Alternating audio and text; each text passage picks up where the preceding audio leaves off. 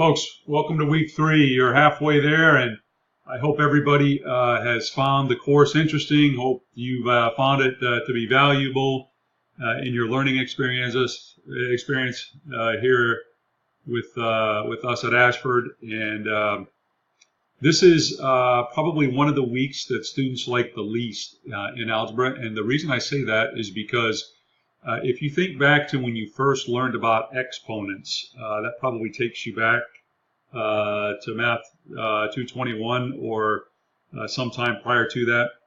And I think the reason that students don't like the discussion on exponents is because it's all about rules. And who likes rules? None of us, right? We don't like rules. And so now that you've learned about exponents, the inverse operation to a degree, when you start talking about the reverse operation or inverse operation of exponents is radicals, and that's what we're dealing with this week. You'll see that your discussion post this week, the first 2 weeks, we have actually put the challenges or the problems right in front of you here. This week, you're going to have to go into your electronic textbook online to find those problems. If you have any problem finding them, let me know and I'll help you get there. Again, let me, as I have advertised the first 2 weeks, please start by looking at our example. Look at the keywords that we want you to use this week. I'm actually going to scroll down here and take a look at those words real quick. But make sure you look at the example and, again, take a look at, again, the exemplary work that's done for you in the example. So as you go through the week, or as you have already started, obviously, in your reading and your homework, there's, again, as I mentioned before, there's lots of rules that go along with radicals. And the keywords for this week that we want you to use in your discussion post: principal root. So principal root, when we take, for example, if I ask you to take the square root of 4, typically students would immediately think, well, there's 2 things that immediately come to mind that I can square to get 4. One would be 2 and one is minus 2. But if I simply ask you for the square root of 2, that is asking you for the principal or the positive root. So the square root of 4 is simply just 2, and that's as a result of, as I mentioned in week 1, understanding lingo, understanding concepts. In these, again, the square root, when you take the square root of a number, it's simply asking for the positive root, and that's the principal root. Product and quotient rules, I'll let you go through those from your reading. The reciprocal, you understand what a reciprocal is. If I have a fraction 1/2, the reciprocal, let me say, if I have a fraction of 2/3, the reciprocal of 2/3 is 3/2, where we swap the numerator and the denominator. And then the nth root. So what do we talk about when we say the nth root? Well, the root that we all are most familiar with is the square root. Again, asking for what number times itself, typically in a positive sense, or a positive number, is equal to the radicand, or the number underneath the radical sign. When we talk about the nth root, we're typically talking about higher roots.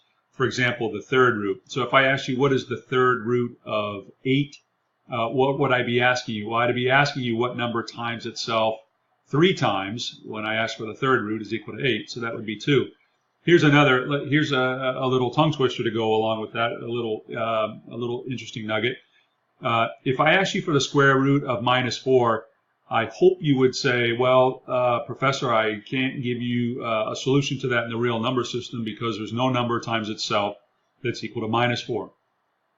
But if I ask you for the third root of -8, I think everybody's first reaction would say, well, whenever I start dealing with radicals, I don't like talking about negative radicands. But in the case of an odd numbered root, like if I ask again for the third root of -8, well, since 3 is an odd root and I have a negative radicand, if I said that the third root of -8 is equal to -2, would you believe me?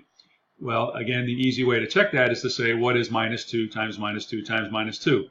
And the first thing you realize is that when I multiply together 3 negative numbers, that my product is going to be negative.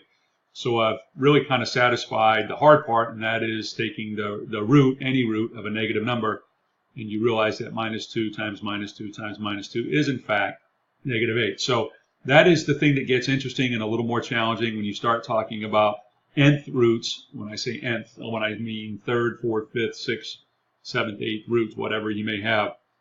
Just be very, very careful when you start talking about even roots, like the second, fourth, sixth root, and odd roots, like the third, fifth, and seventh roots. That's when you want to start being very, very attentive to what the radicand is. And again, that's the expression that you'll find underneath your radical sign. And let me, one other thing that I want to add for this week. Again, if you scroll down beyond the assignments here, you get into the 5 keywords. You may want to take a look at this as well. Refer to inserting math symbols.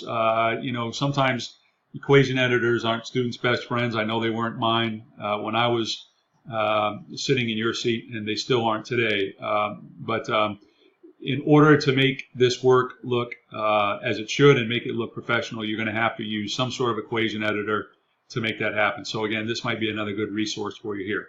So again, we're halfway home, folks. I hope everybody's doing well. I hope you're enjoying the course. If there's anything I can do for you, you know how to get in touch with me. Send me an email or give me a call, and I'm happy to help you in any way I can.